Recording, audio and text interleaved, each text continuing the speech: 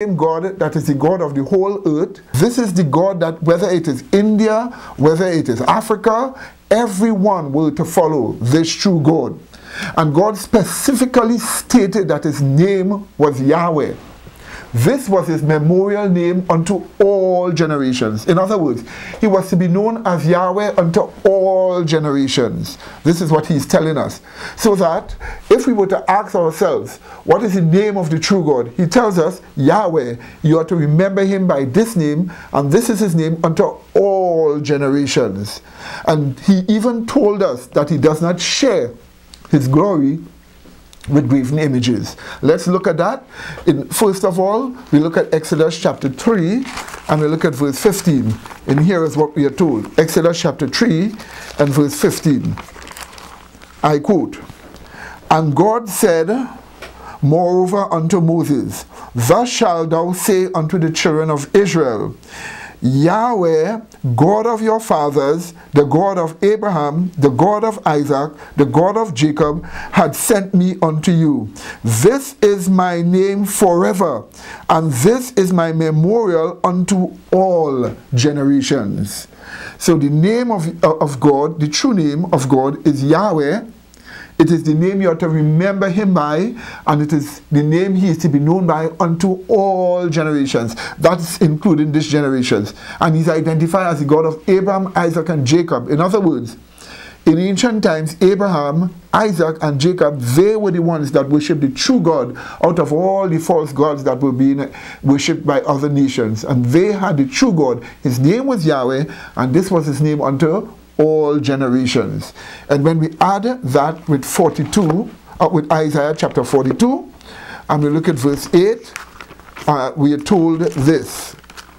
It says this, "I am Yahweh, that is my name, and my glory will I not share with graven images." In other words, God is saying that his name is Yahweh and he doesn't share his glory with graven images. Simply put, Yahweh, the one and only true God, does not manifest himself in graven images. So if you put up an image of Lakshmi, if you put up an image of let us say Krishna, if you put up an image of Ganesha or of Shiva or of Kali or of Durga, Yahweh is saying that he does not manifest himself through graven images, this true God. So you can't be serving this true God and be worshipping graven images. This is what he tells us. If we look at Deuteronomy chapter 4, and if we look at Deuteronomy chapter 4, and we look at verse 15 to verse 19, here is what we are told. Deuteronomy chapter 4, verse 15 to verse 19. It says this, I quote, "Take ye therefore good heed unto yourselves, for ye saw no manner of manifestation." That's the Hebrew. "You saw no manner of manifestation on the day that Yahweh spake unto you in Horeb," that is Mount Sinai, "out of the midst of the fire." So when Yahweh came down on Mount Sinai in the midst of fire, the Israelites saw no form of manifestation. In other words, God didn't reveal himself as a manifestation of any form.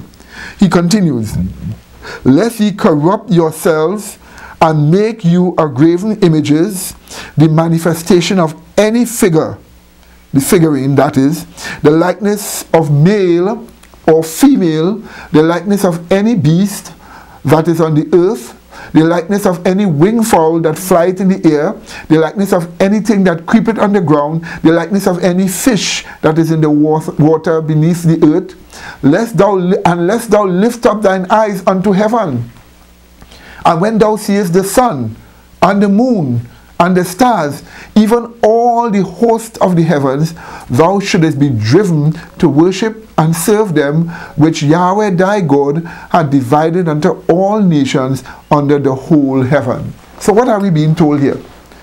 We are being told here plainly that we are not to make any graven image to represent the true God.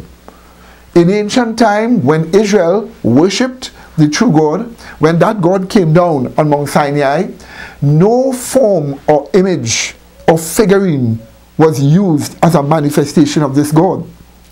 And so he forbid making any figurine or any graven image looking like male, female, animals on the land or fishes in the sea, or even looking at the sun, the moon, or the stars to worship him. He clearly forbade such a thing like this. And taking these important scriptures into consideration, we now need to look at what Hindus teach about their gods and their goddesses. In Hinduism, we are told that man can worship idols and superimpose the attributes of God upon idols. I am quoting from The Philosophy and Significance of Idol Worship. It is written by Swami Sivananda. This is another Hindu. And this book also was printed in India. Here is what he says, I quote, "In puja, an image or picture representing some divine form is used as the object of worship. The image is adored. An image, a sila or a vigraha or murti, represents the form of the particular Lord who is invoked in it." Now what do we see here? This clearly tells us that in puja, when an image, a picture, or a murti, which is an idol, is placed there and is worshipped, we are told it is the Lord is invoked in it. So Hindus believe that God is invoked in that idol or in that murti or in that picture. That's what they believe. So what do? They expect to see the Lord literally in one of those idols. We are further told on page 10 of that book, idol worship is the easiest form of worship for the modern man. So then they propagate idol worship.